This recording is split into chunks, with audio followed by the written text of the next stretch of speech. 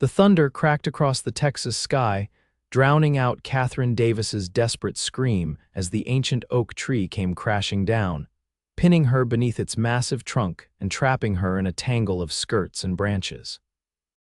It was 1876, and she'd come west to escape a life that had grown too small, never imagining she might die alone in a storm on the outskirts of Madisonville, Texas, until the silhouette of a man appeared through the curtain of rain.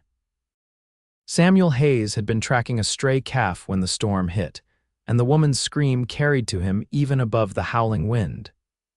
He dismounted his horse in one fluid motion and raced toward the fallen tree where she lay trapped, her face pale with terror and pain. "Hold on, madam," he called, throwing his weight against the massive trunk. His muscles strained as he braced his shoulder under one side of the tree, lifting with every ounce of strength he possessed. The oak shifted slightly, and the woman gasped. With one final surge of effort, Samuel heaved the trunk high enough for her to scramble free. As she rolled away from the danger, he let the tree fall back to earth with a thunderous crash and reached down to help her to her feet. "I've got you now," he said, his voice steady despite his racing heart. "You're safe." Rain plastered Katherine's dark hair to her face as she looked up at her rescuer, a tall man with eyes the color of the storm clouds above them and shoulders broad enough to carry the weight of the world. Or at least the weight of the tree that had nearly crushed the life from her. "Thank you," she whispered, clutching his arm as her legs threatened to give way beneath her. "I thought I was going to die." "Not today," Samuel said, supporting her weight easily. "Come on, my cabin's not far. We need to get you out of this storm." Katherine had no choice but to trust this stranger. Her horse had bolted when the lightning struck, and her ankle throbbed with each step. The alternative was to remain in the storm, which showed no signs of abating. Samuel helped her onto his horse before swinging up behind her. The warmth of his chest against her back offered comfort against the driving rain as they made their way through the deepening darkness toward the promise of shelter. Katherine had come to Texas to teach at the schoolhouse in Madisonville. After the death of her parents in Boston, there had been nothing to keep her in the East. At 22, she decided that adventure was preferable to the stifling existence her aunt had planned for her. Now, as thunder crashed overhead and a stranger's arms kept her secure in the saddle, she wondered if she had made a terrible mistake. Samuel's cabin appeared through the trees, a modest but sturdy structure with a small covered porch. He helped Katherine dismount and guided her inside, leaving her by the cold fireplace while he took care of his horse. When he returned, he found her shivering, trying unsuccessfully to wring the water from her sodden skirts. "You need dry clothes," he said matter-of-factly, rummaging through a trunk until he found a clean shirt and trousers. "They'll be too large, but they're dry. I'll step outside while you change." "Thank you, Mr." Katherine paused, realizing she didn't know her rescuer's name. "Hayes." "Samuel Hayes." He handed her the clothing. "Most folks just call me Sam." "Katherine Davis," she replied, accepting the bundle. "I'm the new schoolteacher for Madisonville."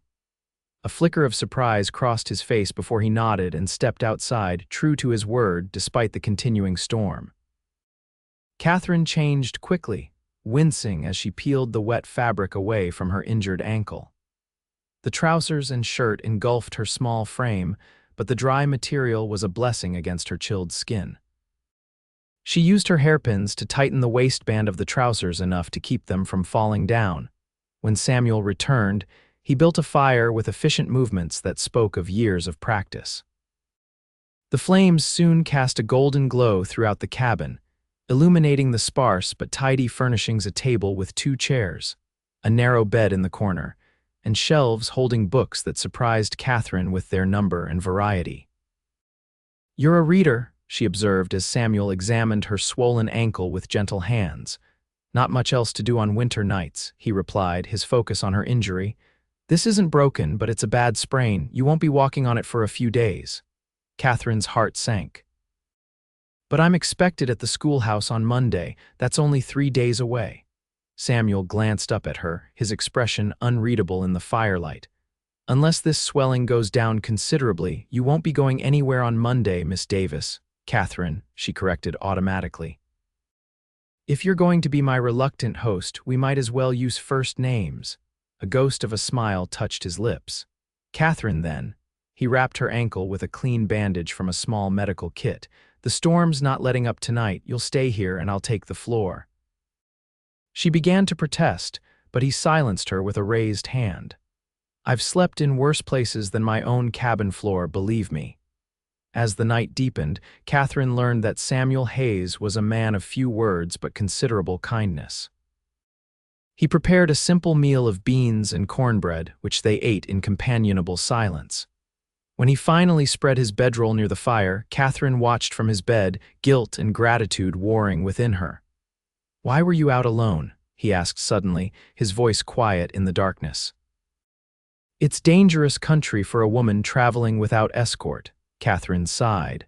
"I was exploring. I've been in Madisonville for 2 days, staying at Mrs. Hollister's boarding house. I wanted to see more of the land before starting my teaching position." Without telling anyone where you were going, she could hear the disapproval in his voice. "I told Mrs. Hollister I was going for a ride. I didn't expect to go so far or for the storm to come so quickly." Samuel was silent for a long moment. "The weather changes fast here, not like in the East." "How did you know I'm from the East? Your accent and your hands. They're not the hands of someone who's worked the land." Katherine looked down at her slender fingers, unmarked by calluses or scars. "I have much to learn about the West, it seems." "Yes," Samuel agreed, his voice softening. "But you're alive to learn it. Get some rest, Katherine. Tomorrow will come soon enough." The storm raged throughout the night, but Katherine slept surprisingly well, lulled by the steady rhythm of Samuel's breathing and the security of walls that stood firm against the howling wind. Morning brought clarity to the landscape and to Katherine's first true look at her rescuer. In daylight, Samuel Hayes was even more imposing than he had appeared in the storm, tall and broad-shouldered, with a face weathered by sun and wind. His hair, which had seemed black in the darkness, was actually a deep brown, and his eyes were a clear, piercing gray. He moved with the easy grace of a man comfortable in his own body, familiar with its capabilities and limitations. "How's the ankle?" he asked as he set a cup of coffee beside her. Katherine gingerly flexed her foot. "Better, I think, but still painful," Samuel nodded, unsurprised. "I need to ride into town to let folks know you're safe. Mrs. Hollister is probably frantic by now." Katherine felt a pang of remorse. "Yes, of course, I never meant to cause worry." "Intentions don't count for much out here," Samuel said, but there was no rebuke in his tone. "It's actions that matter. I'll be back by midday. There's more coffee in the pot and biscuits keeping warm by the fire. Don't try to walk on that ankle while I'm gone." Before Katherine could respond, he was out the door, leaving her alone in his cabin with her thoughts and the lingering scent of his soap. True to his word, Samuel returned before the sun reached its zenith. He wasn't alone. Mrs. Hollister, the formidable widow who ran the boarding house, had insisted on accompanying him, bringing a basket of food and a change of clothing for Katherine. "You gave us quite a scare, Miss Davis," Mrs. Hollister scolded as she helped Katherine change into a fresh dress. "When that storm hit and you hadn't returned, I feared the worst." "I'm sorry," Katherine said, genuinely contrite. "Mr. Hayes saved my life. A tree fell during the lightning. Samuel Hayes has been saving folks since he was knee-high to a grasshopper, Mrs. Hollister interrupted, her tone softening. "His father was the same way. Good men, the Hayes family, not that you'd know it from the gossip in town." Katherine's curiosity was piqued, but before she could ask what Mrs. Hollister meant, Samuel called from outside the cabin, asking if they were decent. "Come in, Sam," Mrs. Hollister called back. "I've got to return to town. The Reverend is coming for supper, and I haven't even started the pie." Samuel entered, his hat in his hands. "I'll bring Katherine back to town when her ankle's healed enough for travel." Mrs. Hollister nodded briskly. "See that you do, and mind the proprieties, young man. Miss Davis is a respectable woman." A flush crept up Samuel's neck. "Yes, madam," after Mrs. Hollister departed, an awkward silence fell between Samuel and Katherine. He busied himself with adding wood to the fire while she smoothed the skirts of her dress, grateful to be back in proper clothing. What did Mrs. Hollister mean about the gossip in town? Catherine asked finally, unable to contain her curiosity any longer. Samuel's shoulders tensed briefly before he turned to face her.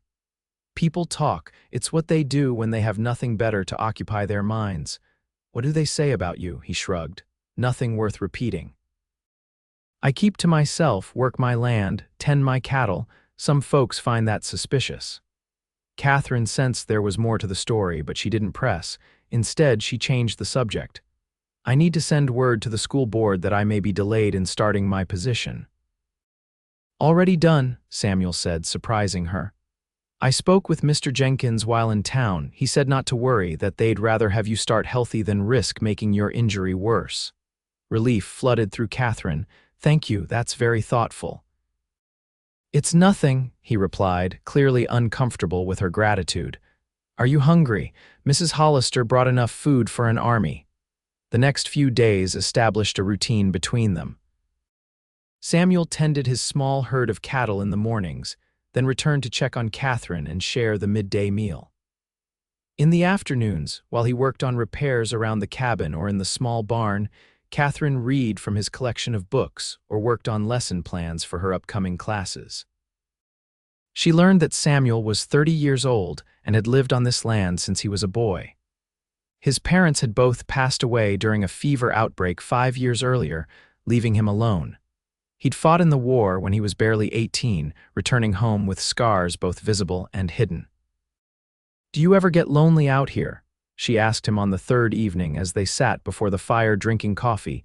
Samuel considered the question, his gaze fixed on the flames.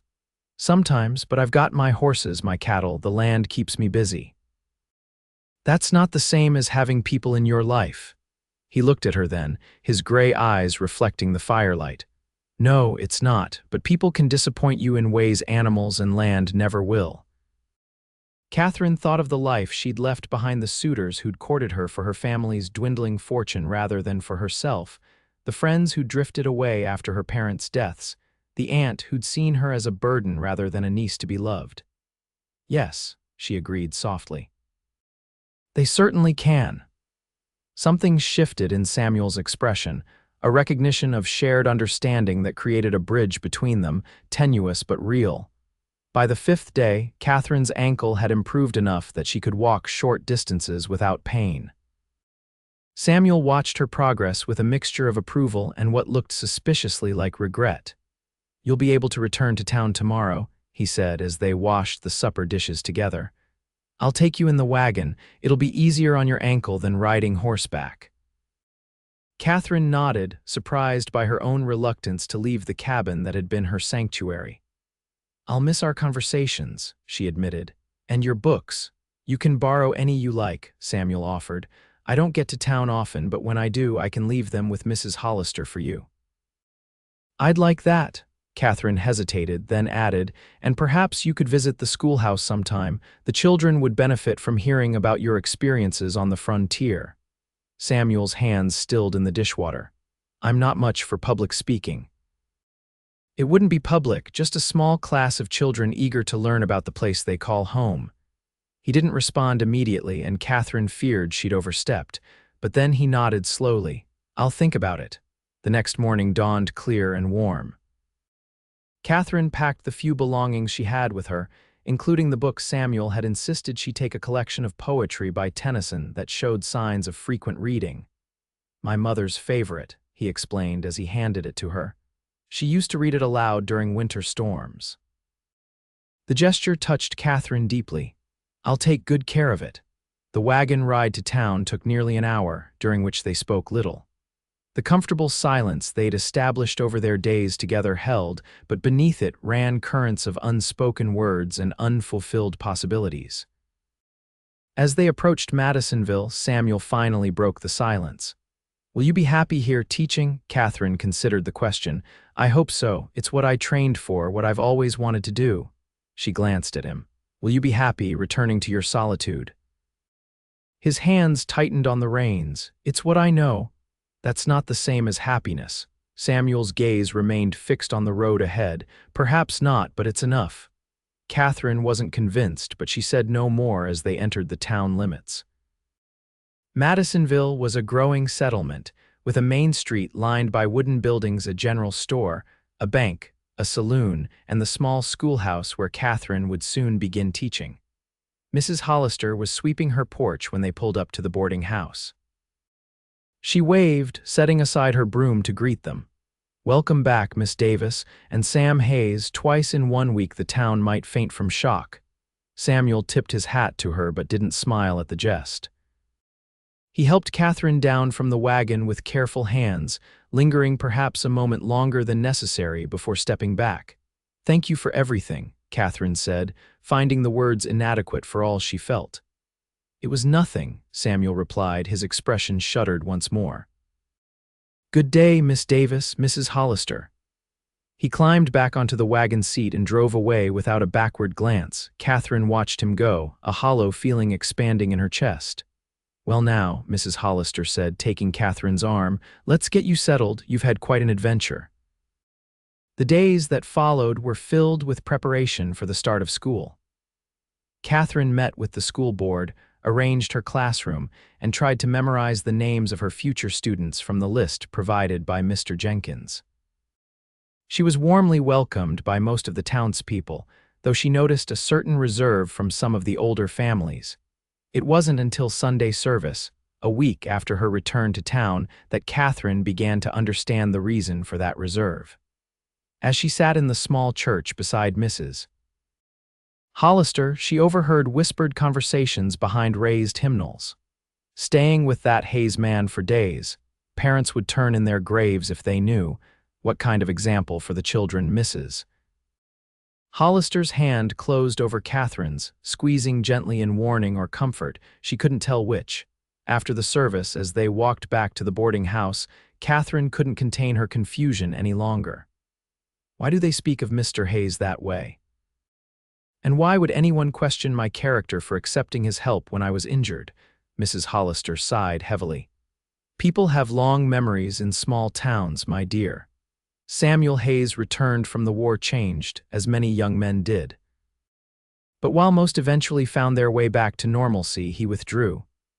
There was an incident, she paused, clearly uncomfortable. What kind of incident? Katherine pressed. A man was shot, a drifter, someone passing through. It happened at the saloon. Words were exchanged, then gunshots. The drifter died and Sam was holding the gun. Katherine's heart lurched painfully. He killed someone. The circuit judge ruled it self-defense. The drifter had drawn first, according to witnesses, but there were those who claimed Sam provoked the confrontation deliberately. Do you believe that? Mrs. Hollister's lined face softened. I've known Samuel Hayes since he was born. His mother was my dearest friend. He was always a serious child, responsible beyond his years, but never violent. The war changes men, though. Katherine thought of Samuel's quiet demeanor, his gentle handling of her injury, his collection of poetry. The image refused to align with that of a cold-blooded killer. I don't believe he would harm anyone without cause, she said firmly. Mrs. Hollister patted her hand. I'm glad to hear you say so. Sam could use a friend who believes in him, but be cautious, my dear. Small towns run on gossip, and your position as teacher requires a certain standing in the community. The warning was clear, but Katherine found herself increasingly unwilling to heed it as the days passed. Samuel did not come to town, nor did she have any legitimate reason to ride out to his cabin. Her ankle healed completely, and her classes began. She threw herself into teaching with enthusiasm, delighting in the eager minds of her students. But in quiet moments, her thoughts returned to the days spent in his cabin, to their conversations by firelight, to the way his rare smile transformed his face from merely handsome to breathtaking. It was nearly 3 weeks after her return to town when Katherine finally saw Samuel again. She was walking home from the schoolhouse, her arms laden with student compositions, when a wagon pulled up beside her. She looked up to find Samuel at the reins, his expression guarded but his eyes warming at the sight of her. Miss Davis, he greeted her formally. I was hoping I might find you. I've brought your book. Katherine blinked in confusion. My book, the primer on botany. You mentioned wanting to teach your students about local plants. She had indeed mentioned it during one of their evening conversations, but she'd never expected him to remember, much less to act on it. "That's very thoughtful," she said, shifting her stack of papers to accept the book he handed down to her. Their fingers brushed, sending a jolt of awareness through her that she tried desperately to hide. "How are your classes going?" Samuel asked, making no move to continue on his way. "Well, I think. The children are bright and eager to learn. Though I confess I'm still learning myself about the land, the customs here." Samuel nodded, his gaze moving past her to where a group of women stood outside the general store, watching their exchange with undisguised interest. "You have an audience," he said quietly. Katherine resisted the urge to look. "So it seems." A shadow crossed his face. "I should go. I wouldn't want to damage your reputation." "Samuel," she said, abandoning formality in her frustration, "you saved my life." "How could associating with you possibly damage my reputation?" His expression hardened. "Ask your new friends. I'm sure they'd be happy to explain." Before she could respond, he flicked the reins, and the wagon rolled away, leaving Katherine standing in the dusty street with a book clutched to her chest and confusion in her heart. That evening, Katherine sat on the porch of the boarding house, watching the sunset paint the sky in shades of gold and crimson. The botany book lay open in her lap, but her thoughts were miles away, at a small cabin where a solitary man likely sat reading by lamplight. "You're thinking mighty hard about something," came Mrs. Hollister's voice as the older woman settled into the chair beside her. "Or someone," Katherine sighed. "Is it that obvious?" "Only to someone who's lived long enough to recognize the signs." Mrs. Hollister rocked gently in her chair. "You saw Sam today." It wasn't a question, but Katherine nodded anyway. "He brought me a book on local plants for my students." "That was kind of him." "Yes," Katherine traced the embossed title on the book's cover. "Mrs. Hollister, what really happened with that drifter, the man Samuel shot?" The older woman was silent for so long that Katherine thought she might not answer. When she finally spoke, her voice was heavy with memory. "It was about 2 years after Sam returned from the war. He was different, quieter, more solitary, but he was managing. Working his land, rebuilding what his parents had started. The drifter came through town in early spring looking for work. Called himself Johnson, though who knows if that was his real name." Mrs. Hollister's rocking slowed as she continued. "He found odd jobs here and there, seemed harmless enough. But there was talk that things went missing when he was around. Small things at first, food from pantries, trinkets from windowsills. Then Martha Collins' silver brooch disappeared, a family heirloom. The sheriff questioned Johnson, but there was no proof." "What does this have to do with Samuel?" "I'm getting to that." One night at the saloon, Johnson was drinking heavily, boasting about some woman he'd known back east, said she was high society but liked to slum with men like him. The details he gave, Mrs. Hollister's voice faltered. They matched Sam's younger sister, Emma. She died during the war while Sam was away fighting. Typhoid took her and nearly took their mother too. Katherine's breath caught. Samuel had never mentioned a sister. "He doesn't speak of her." "The grief is still too raw, I expect. But that night, hearing this drifter describe Emma in such vulgar terms, something in Sam snapped. He confronted Johnson, called him a liar. Johnson drew his gun, but Sam was faster. One shot and it was over." "Self-defense," Katherine murmured. "Yes, but there were those who said Sam goaded Johnson deliberately, knowing the man would draw, that he'd been looking for an excuse." Mrs. Hollister shook her head. "I don't believe that. I think the grief and anger overwhelmed him in that moment, hearing his beloved sister's memory defiled." Katherine's heart ached for the pain Samuel must have carried all these years. "Why didn't he tell me any of this?" "Would you have shared your deepest wounds with a stranger, my dear?" "We weren't strangers by the end of my stay," Katherine protested. "We were friends, Mrs." Hollister's knowing gaze made Katherine flush. Perhaps something more than friends, at least in potential. Katherine couldn't deny it. In those quiet days at Samuel's cabin, something had grown between them, a connection that transcended mere gratitude or circumstance. "It doesn't matter now," she said instead. "He clearly wishes to maintain his distance." "Does he? Or is he simply protecting you from association with a man some still whisper about?" The question haunted Katherine through the night and into the following days.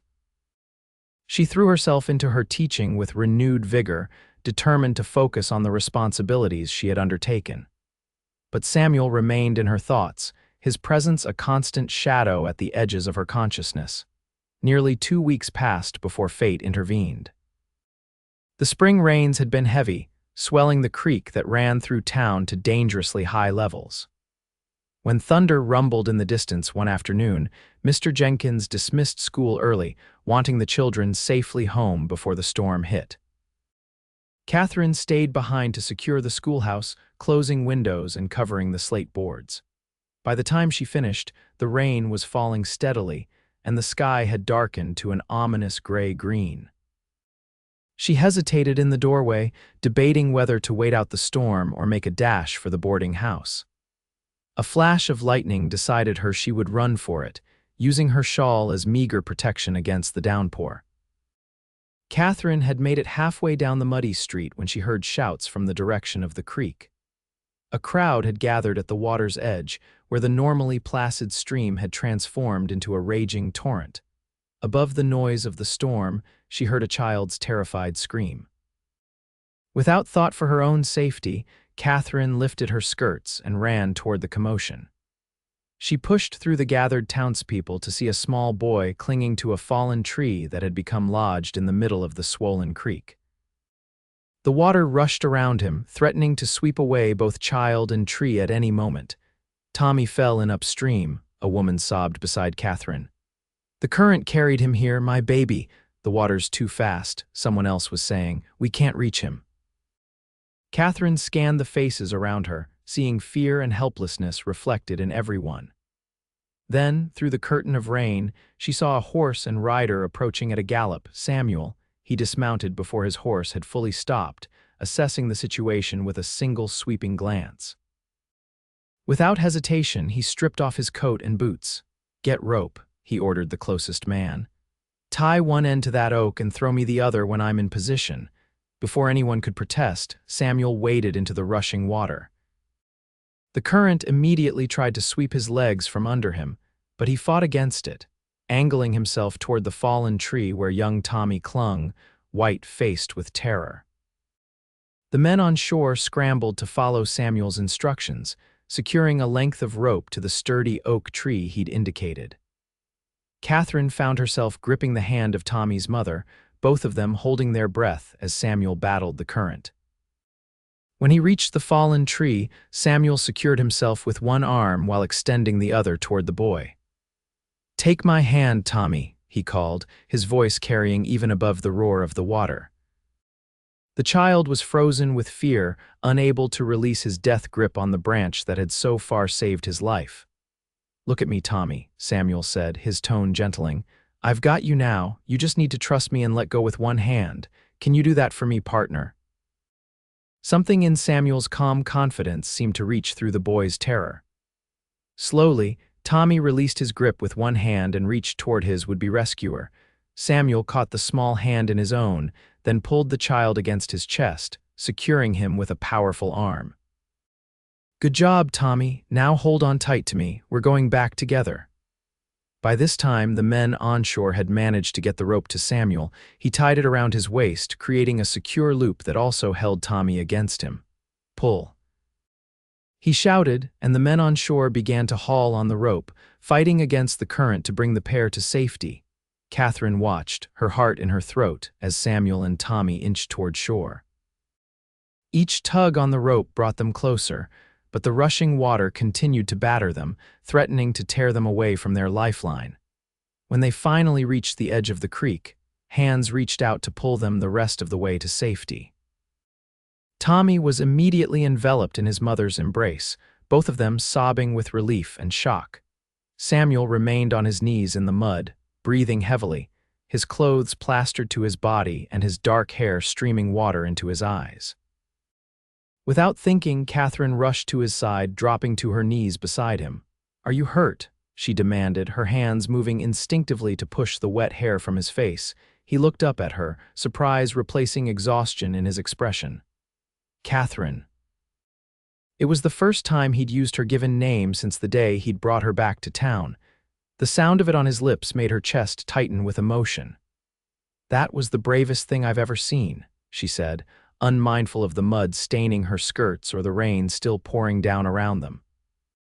"And the most foolhardy. You could have been killed." "The boy would have died if someone didn't act," Samuel replied simply.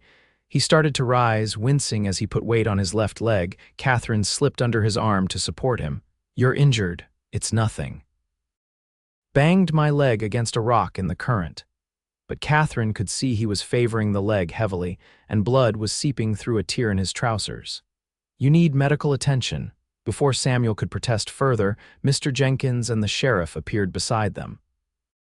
"Hayes," the sheriff acknowledged with a nod that contained more respect than Katherine had ever seen directed at Samuel from a town official. "That was some rescue." "Anyone would have done the same," Samuel muttered, clearly uncomfortable with the attention. "But no one did," Katherine pointed out. "You were the one who acted while everyone else stood watching." The sheriff nodded agreement. "The boy would be gone if not for you, Hayes, no question about it." "He needs a doctor," Katherine insisted.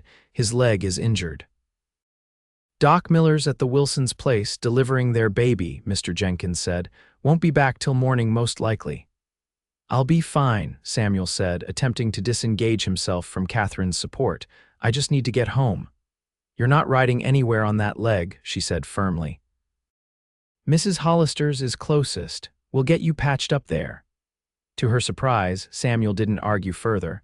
Perhaps the pain was worse than he was letting on, or maybe he was simply too exhausted from his battle with the creek to put up much resistance.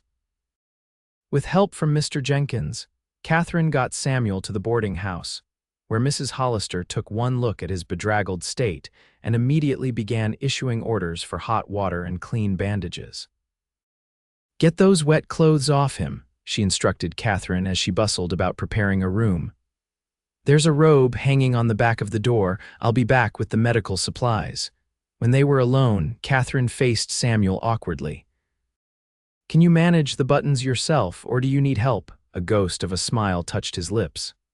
"I think I can handle it. Turn around if it makes you more comfortable." Katherine did so, listening to the rustle of wet fabric as Samuel changed. When he gave her permission to turn back, she found him sitting on the edge of the bed in Mrs. Hollister's late husband's robe, the injured leg extended before him. The gash was worse than she had feared, a jagged tear in the flesh of his calf, still seeping blood. "That needs stitches," she said, kneeling to examine it more closely. "Wouldn't be the first time," Samuel replied, his voice tight with pain despite his casual words. Mrs. Hollister returned with supplies and took over, cleaning the wound with practiced efficiency. "Katherine, my dear, there's whiskey in the kitchen cabinet. Bring it, would you? Sam's going to need it." By the time Katherine returned with the bottle, Mrs. Hollister had everything prepared for stitching the wound. She handed Samuel a generous portion of whiskey, which he downed without comment. "Hold his legs steady," the older woman instructed Katherine. "This won't be pleasant." Katherine positioned herself at Samuel's side, one hand on his ankle and the other just above his knee. The contact was intimate in a way that would have been scandalous under any other circumstances, but necessity overrode propriety. Samuel remained stoically silent as Mrs. Hollister worked, though Katherine could feel the tension in his muscles, the way he flinched slightly with each pierce of the needle. Without conscious thought, she began to speak, her voice low and soothing. "The children have been asking about local plants for their nature studies," she said, grasping for any topic that might distract him from the pain. "The book you brought has been invaluable, but they're especially fascinated by your description of how certain trees can predict weather changes." Samuel's gaze lifted to her face, surprise momentarily overshadowing pain. "You told them about that, of course. I've shared many of the things you taught me during my stay at your cabin. They're eager to learn from someone who truly knows the land." "Nearly done, Mrs. Hollister announced, her needle flashing in the lamplight. "You're bearing up well, Sam. Always did have a high tolerance for pain." Katherine continued her gentle monologue, telling Samuel about her students, their individual personalities and talents, the progress they'd made in their studies. By the time Mrs. Hollister tied off the last stitch, some of the tension had eased from his body, and he was listening to Katherine with genuine interest. "There," Mrs. Hollister said with satisfaction, cutting the thread. "That should heal nicely if you keep it clean and don't put too much weight on it for a few days." She gathered her supplies and stood. "You'll stay here tonight, Sam, no arguments." When they were alone again, Katherine moved to sit in the chair beside the bed, suddenly self-conscious now that the emergency had passed. "Thank you," Samuel said quietly, "for the distraction, and for bringing me here instead of leaving me to fend for myself." "As if I would ever do that," Katherine replied. "Not after everything you've done for me." He shook his head slightly. "You don't owe me anything, Katherine. This isn't about debt," she said, frustration edging her voice. "It's about caring what happens to you." Samuel's gaze sharpened. "You shouldn't care, that is." "Why not?" "Because of what happened with that drifter, because some people in town whisper behind their hands when your name is mentioned." His expression closed like a door slamming shut. "Mrs. Hollister's been talking, I see.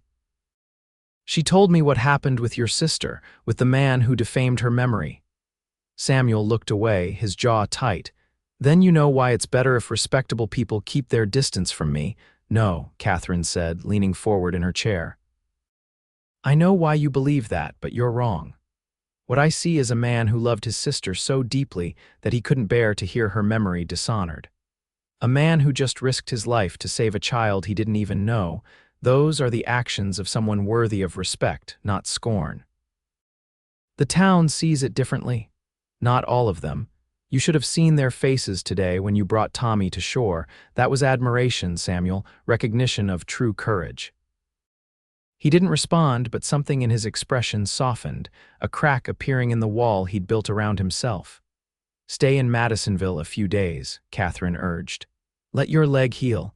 Let people see you as you truly are, not as the ghost of a rumor that's years old."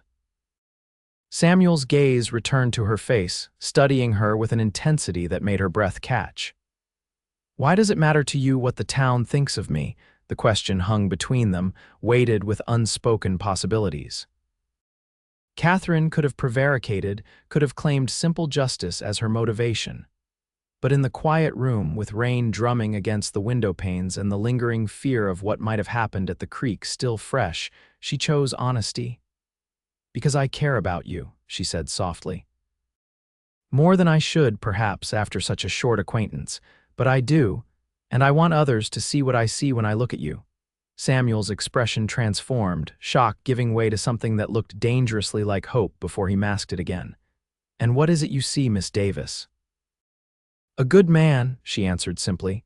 "One who deserves happiness as much as anyone I've ever known." For a long moment, Samuel said nothing, and Katherine feared she had revealed too much, pushed too hard. But then he reached out hesitantly and took her hand in his. "I'll stay," he said. "A few days, at least." It was a small concession, but it felt like a victory nonetheless. The storm that had nearly claimed young Tommy's life marked a turning point for both Samuel and the town's perception of him. His heroic rescue was the talk of Madisonville, gradually overshadowing the old whispers about the shooting. When he appeared at church the following Sunday, seated beside Katherine in Mrs. Hollister's pew, he was met with nods of acknowledgement and even a few handshakes. Tommy's parents, the Fosters, were especially effusive in their gratitude. Mrs. Foster embraced Samuel with tears in her eyes, while Mr. Foster declared publicly that he owed Hayes a debt he could never repay. "You saved our boy," he said, his voice breaking. "There's nothing in this world worth more than that." Samuel accepted their thanks with quiet dignity, though Katherine could see his discomfort with being the center of attention.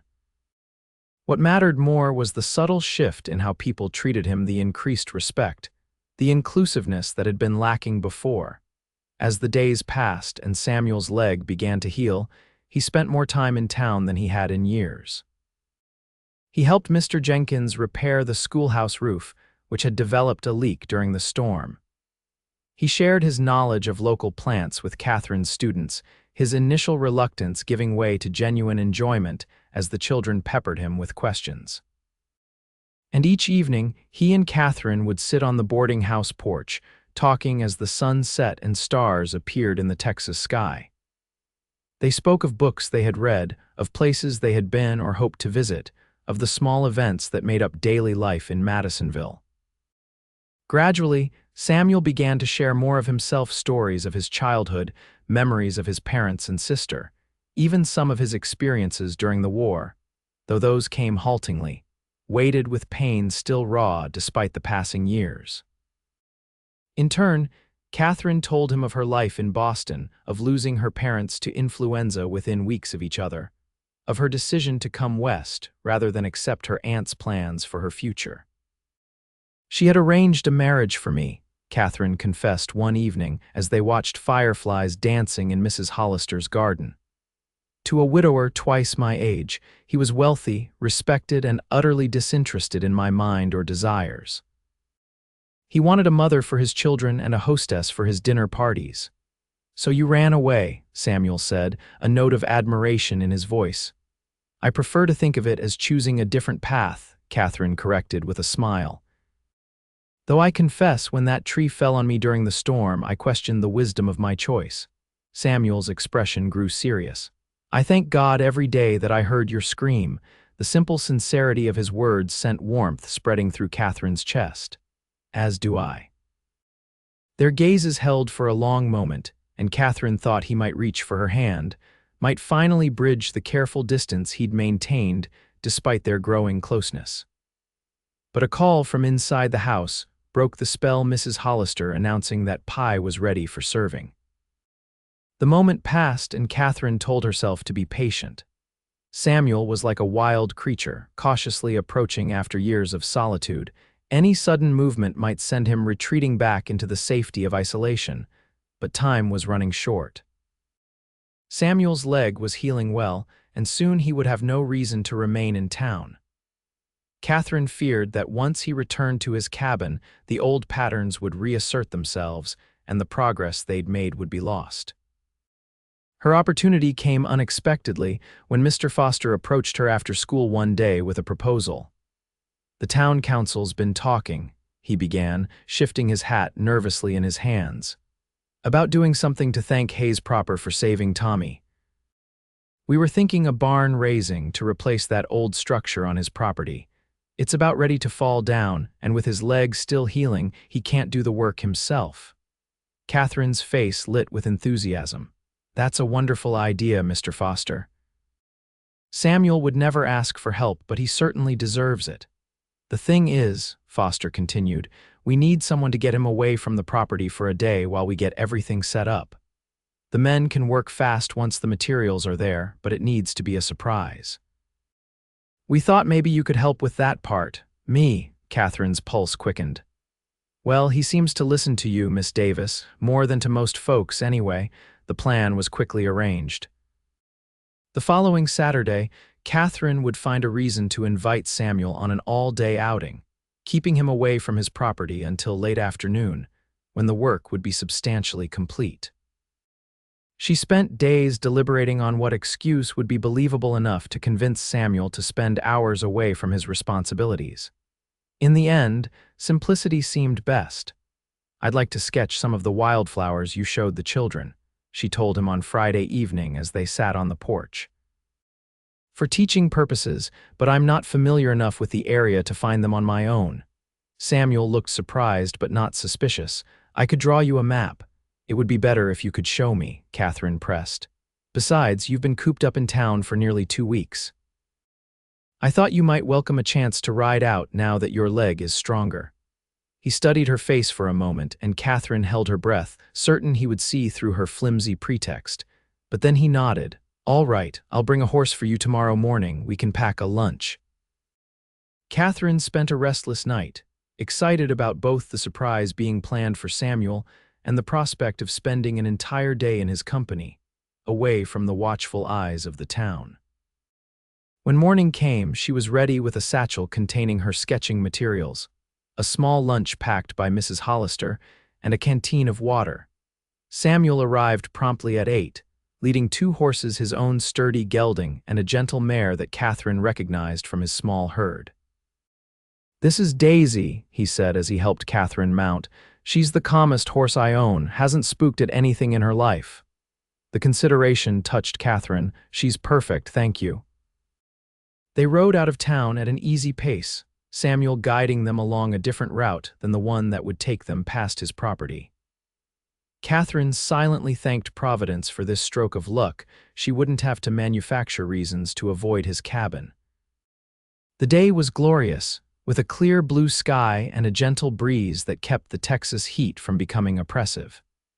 Samuel led her to a meadow where wildflowers grew in profusion, creating a carpet of color that took Katherine's breath away. "It's beautiful," she said, dismounting with his assistance. "I've never seen anything like it." Samuel smiled, one of his rare, unguarded expressions that transformed his entire face. "My mother used to bring Emma and me here when we were children. She knew the name and use of every plant that grows in this county." Katherine spread a blanket on a patch of grass and took out her sketching materials. For the next few hours, she drew in earnest, not wanting her stated purpose for the outing to be entirely fabricated. Samuel sat nearby, identifying flowers for her and occasionally adding details about their medicinal or practical uses. The easy companionship between them felt natural, as if they had been doing this for years rather than days. When they paused for lunch, sharing the bread, cheese, and dried apple slices Mrs. Hollister had packed, Katherine found herself wishing the day would never end. "Tell me more about your sister," she said as they ate. "What was she like?" Samuel was quiet for a moment, but there was no tension in his silence, only consideration. "Emma was sunshine," he said finally. "Always laughing, always finding joy in small things. She was 7 years younger than me, so I was more like a third parent than a brother sometimes. She used to follow me everywhere, asking questions about everything under the sun." His expression softened with memory. "She was 16 when I left for the war. Writing to her kept me sane during the worst times. Her letters were full of life-town gossip, books she'd read, the garden she was planting with Mother when I got the letter saying she was gone." His voice faltered. It was like the world lost its color. Katherine reached out impulsively, covering his hand with her own. "I'm so sorry, Samuel." "She sounds like she was wonderful." "She was." He turned his hand beneath hers, lacing their fingers together. "I think she would have liked you. You have the same spirit, curious, determined, unafraid to speak your mind." The comparison warmed Katherine more than any direct compliment could have. "I wish I could have known her." They sat in comfortable silence for a while, hands still joined, surrounded by the wildflowers Emma had once loved. When it came time to pack up their things and head back, Katherine felt a pang of regret, not just for the ending of a pleasant day, but for the deception that had been its foundation. "Samuel," she began hesitantly as they mounted their horses, "there's something I need to tell you." He looked at her questioningly, and she nearly lost her nerve. But honesty had always been the cornerstone of their relationship from the first night in his cabin. She couldn't betray that now, even for a good cause. "This outing wasn't entirely about sketching wildflowers," she admitted. "The town has been planning something for you as thanks for saving Tommy. They asked me to keep you away from your property today while they work on a surprise." Samuel's expression was unreadable. "What kind of surprise?" "A barn raising. Mr. Foster organized it. Your old barn is being replaced as we speak by nearly every able-bodied man in Madisonville." For a long moment, Samuel said nothing, and Katherine feared she'd made a terrible mistake in telling him. But then, slowly, a look of wonder spread across his face. "They're building me a new barn." "The whole town," Katherine nodded, relieved by his reaction. "They wanted to show their gratitude, and I think they wanted to make amends in a way for how you've been treated these past years." Samuel shook his head, seemingly at a loss for words.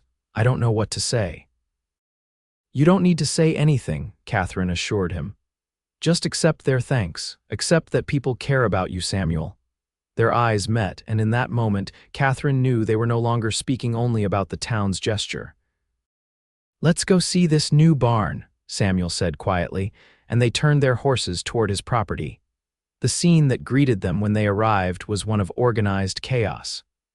Men swarmed over the frame of a new barn, significantly larger than the old structure it was replacing. The sound of hammers and saws filled the air, punctuated by shouts of direction and good-natured banter. Mr. Foster spotted them first, raising a hand in greeting. "Hayes, Miss Davis, you're early, we're not quite finished." Samuel dismounted slowly, his expression a mixture of disbelief and emotion. Katherine remained on her horse, giving him space to process the generosity being displayed before him. "I don't understand," he said as Foster approached. "Why would you all do this for me?" Foster clapped him on the shoulder. "You saved my boy without a second thought for your own safety. This is the least we can do in return." He gestured to the men working. "Besides, a community takes care of its own, always has, always will. You're one of us, Hayes, whether you felt like it or not these past years." Samuel's throat worked as he swallowed hard. "Thank you, all of you." A cheer went up from the workers, and suddenly Samuel was surrounded by men offering handshakes and words of appreciation. Katherine watched from a slight distance, her heart full at the sight of the solitary man being welcomed back into the fold of the community that had once shunned him. Mrs. Foster and several other women arrived with wagons laden with food, and the barn raising transformed into an impromptu celebration. Tables were set up in the yard, laden with fried chicken, cornbread, pies, and all manner of home-cooked dishes. Children darted between the adults, playing tag and exploring Samuel's property with the uninhibited curiosity of youth. Katherine eventually dismounted and joined the festivities, accepting a plate of food from Mrs. Foster and finding a seat on a log that had been dragged near the edge of the gathering. From this vantage point, she could observe Samuel as he moved among his neighbors, accepting their thanks with increasing ease, even laughing at something Sheriff Taylor said to him. "Quite a change, isn't it?" Mrs. Hollister said, settling beside Katherine with her own plate. "I haven't seen Sam this comfortable with people since before the war." "It's wonderful," Katherine agreed. "He deserves this acceptance." "He deserves more than that," the older woman replied, giving Katherine a meaningful look. "He deserves happiness, love." Katherine felt heat rise in her cheeks. "Mrs. Hollister, don't bother denying it, my dear. I've seen how you look at him, and how he looks at you when he thinks no one is watching." Before Katherine could respond, Samuel himself approached, a plate of food in one hand and a tentative smile on his face. "May I join you ladies?" he asked. Mrs. Hollister immediately stood. "Actually, I just realized I promised Martha Collins my pie recipe. You take my seat, Sam." With a wink at Katherine that was anything but subtle, she bustled away. Samuel sat beside Katherine, close enough that their shoulders nearly touched. For a few minutes they ate in companionable silence, watching the community that had come together on his behalf. "Thank you," Samuel said finally, his voice low enough that only she could hear. "For today, for everything these past weeks." "I didn't build your barn," Katherine replied with a small smile. "No, but you built bridges between me and the town, between who I was and who I might still become."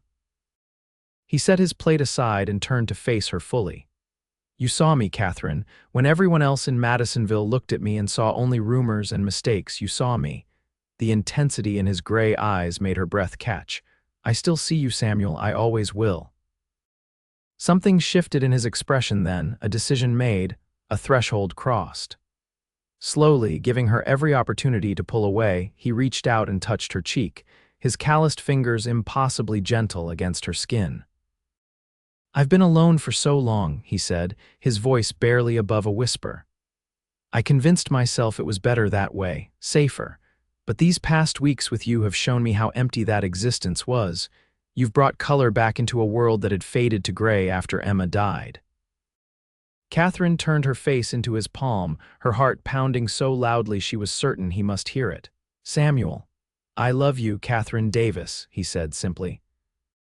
"I think I have since that first night in my cabin, when you sat by the fire in my two large clothes and asked me about my books instead of my scars." The words she had longed to hear, spoken with such quiet certainty, filled Katherine with a joy so intense it was almost pain. "I love you too," she whispered, With all my heart. Samuel's smile was like the sun breaking through clouds. Mindful of their audience, he didn't kiss her as she half hoped he might. Instead, he took her hand and pressed it to his lips in a gesture both proper and profoundly intimate.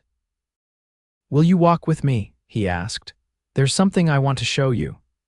They slipped away from the gathering, their departure noted with knowing smiles from Mrs. Hollister and several of the other ladies.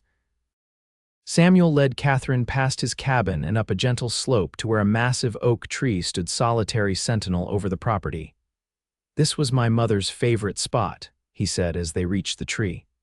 "She's buried here along with my father and Emma. I come here when I need to think or remember." Katherine squeezed his hand, honored by his inclusion in this private sanctuary. "It's peaceful here. Beautiful?" Samuel nodded, his gaze moving from the simple markers beneath the tree to the vista beyond, where his newly built barn stood as testament to community and reconciliation.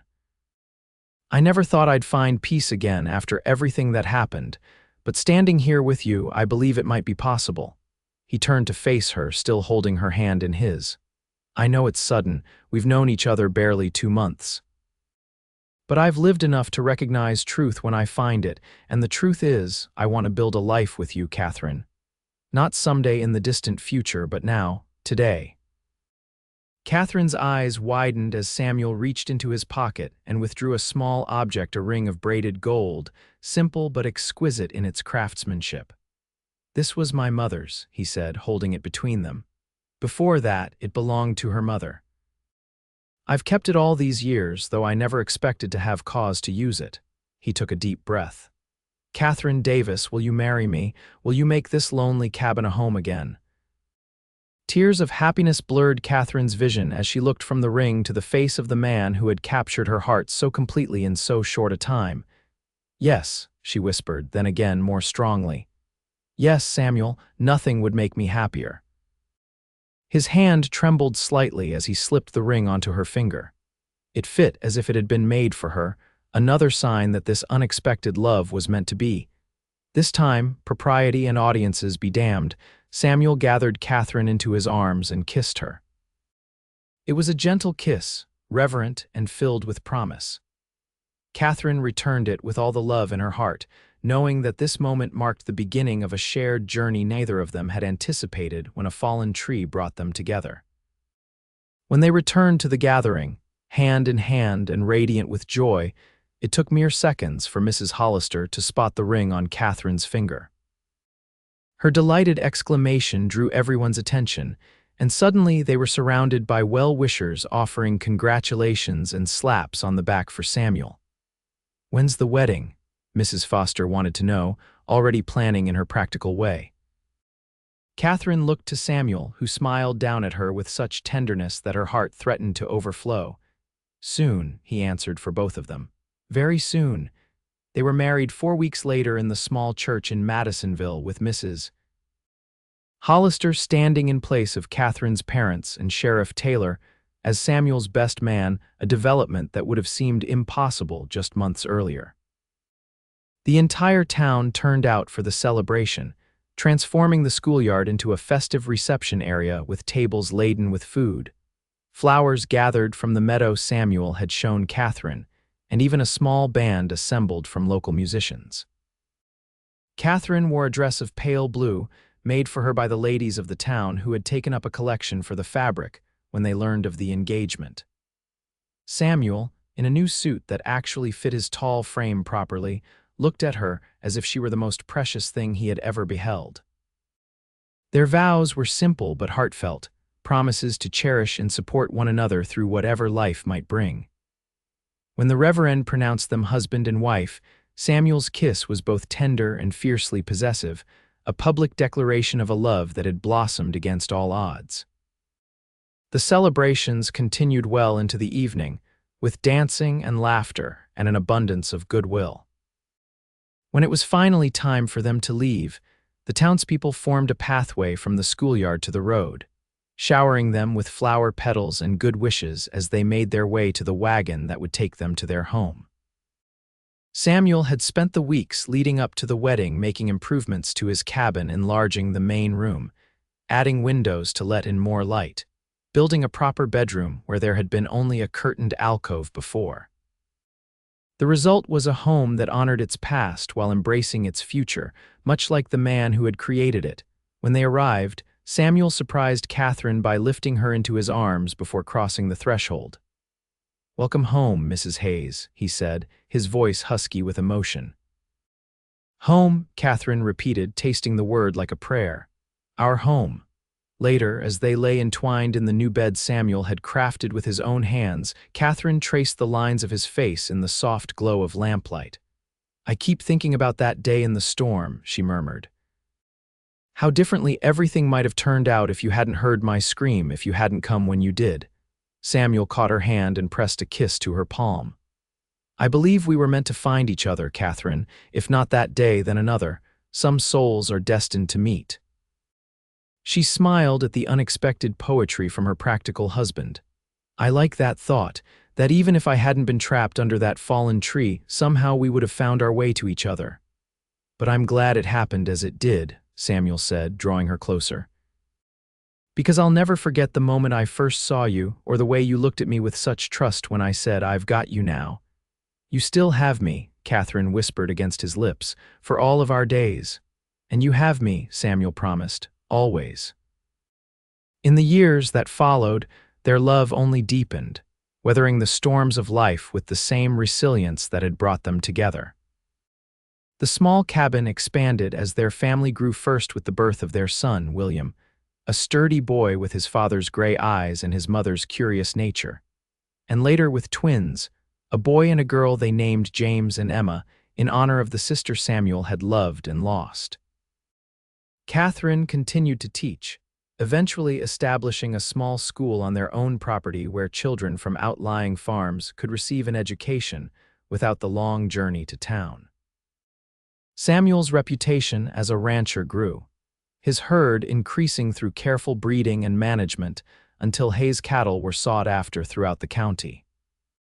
And every year, on the anniversary of the storm that had brought them together, Samuel would take Katherine to the meadow of wildflowers, where they would spend the day remembering how a fallen tree and a cowboy's strong arms had changed the course of both their lives forever.